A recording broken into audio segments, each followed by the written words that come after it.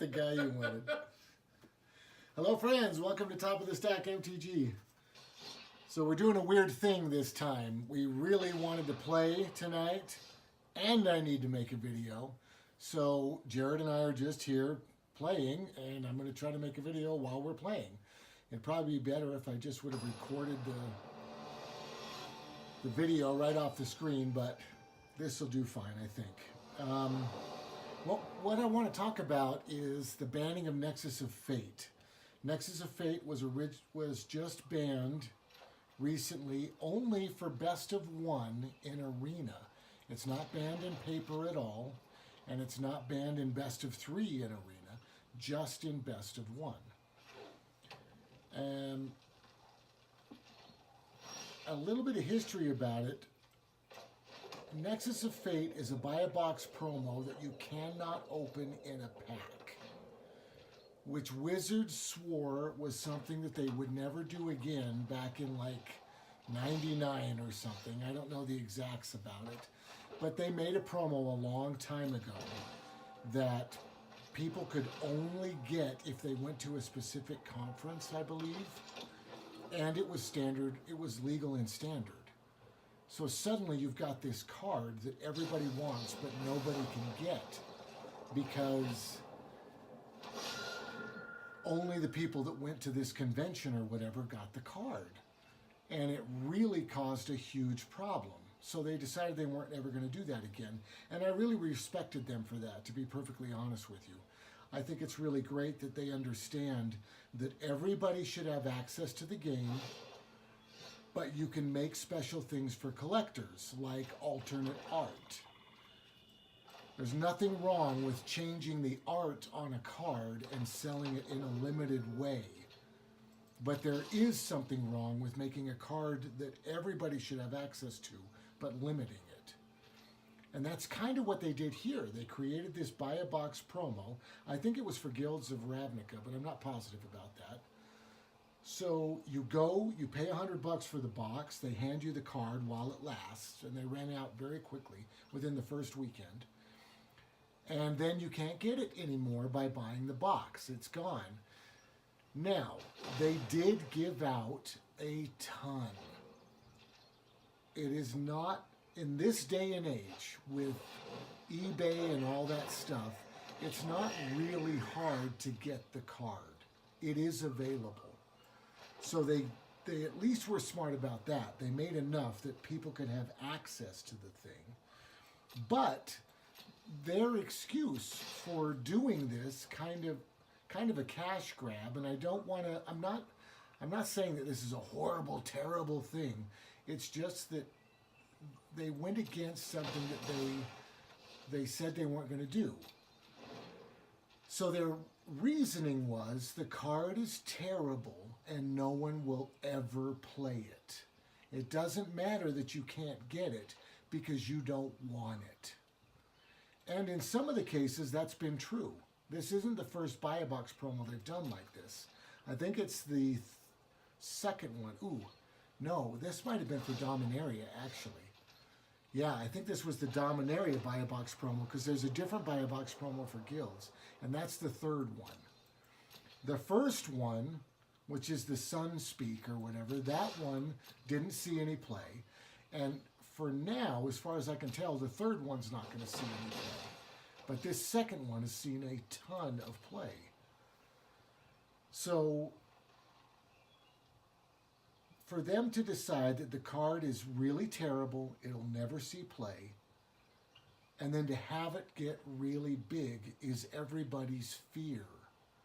If you're going to make a buy a box promo like that and it gets played, the price is going to go through the roof because the only way you could get it was by buying that box. Now, another thing that's in their favor is they now have the playtesting team, which has been doing an excellent job. And I don't believe they had access to really test this card because it's so obviously good that I think they would have sent up a red flag immediately in the playtesting team. So the chances of the card being good in the future are low. But I don't know if that's a good reason to keep doing this when just creating an alternate art of a good card in the set would be great. Can you imagine if they had an alternate art to Fairy as the buy a box promo for a set? They would sell just as many boxes as they did with their card that nobody can get. So, in my opinion, for that reason, I'm really happy that they had to do this banning, because I want Wizards of the Coast to know that making buy-a-box promos that can't be got anywhere else is kind of a bad idea. I mean, on the game, Arena, it's not just a buy-a-box promo. They let you be able to get it with wild cards. So to me, that's kind of a workaround for it.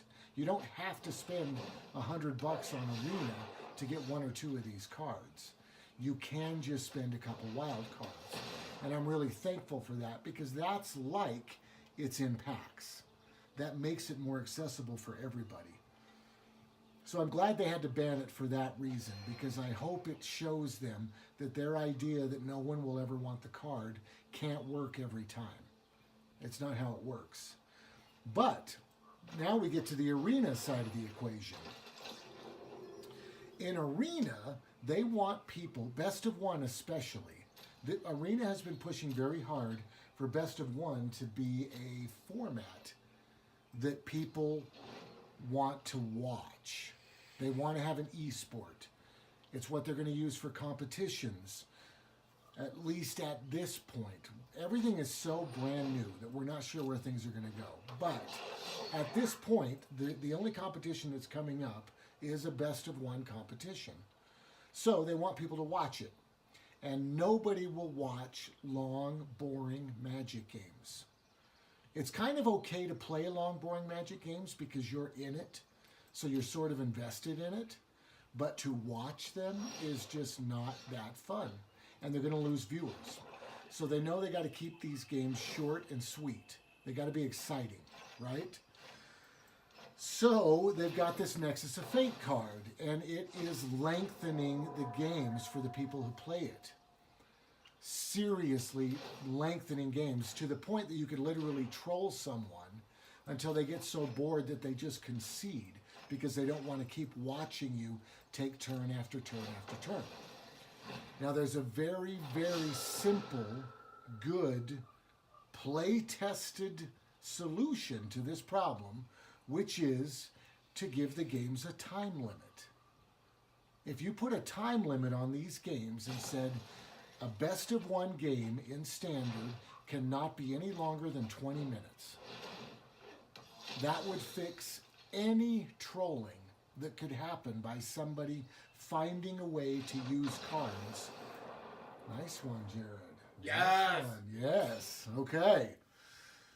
That would be a great way to prevent people from trolling. It would make the game more exciting to watch.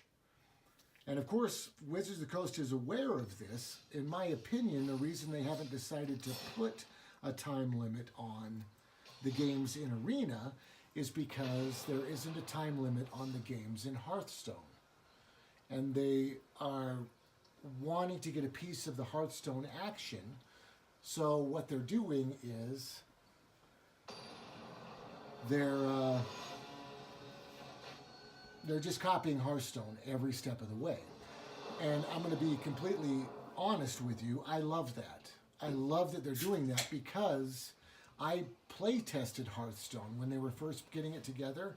And I was so excited by it, but it was so boring. The only thing I could think the whole time is, why isn't this Magic? And I'm so glad that now it is Magic. That's incredible. But it has some shortcomings. Magic is complicated, and skill matters in Magic. So a time limit is a very important good thing. But with this competition coming up, Wizards of the Coast is feeling pressure. We got to make these games shorter. We got to make them more exciting. What are we going to do? They ban Nexus of Fate. And in this situation, I feel like that's actually a really bad idea because it doesn't solve the real problem.